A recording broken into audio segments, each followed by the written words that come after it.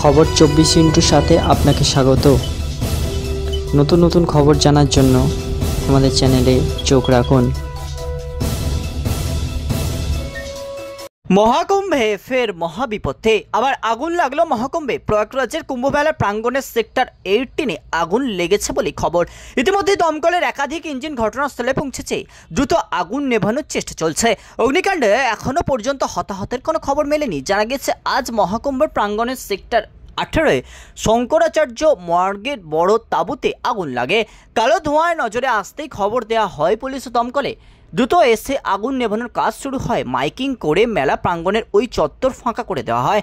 মহাকুম্ভের নিরাপত্তার দায়িত্বে থাকা পুলিশ ইন্সপেক্টর যোগেশ চতুর্বেদী বলেন, ওল্ড জিটি রোডের তুলসী মোড়ের কাছে একটি ক্যাম্পে আগুন লেগেছে।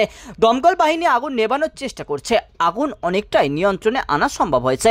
এর আগেও দুবার আগুন লেগেছিল মহাকুম্ভে। প্রথমবারের অগ্নিকাণ্ডে বিশেষ কোনো ক্ষয়ক্ষতি না হলেও মৌনিয়াম অবস্থার পর দ্বিতীয়বার যে আগুন লেগেছিল তাতে বেশ ক্ষয়ক্ষতি হয়েছিল, অনেকগুলি তাঁবুও পুড়ে গেছিল।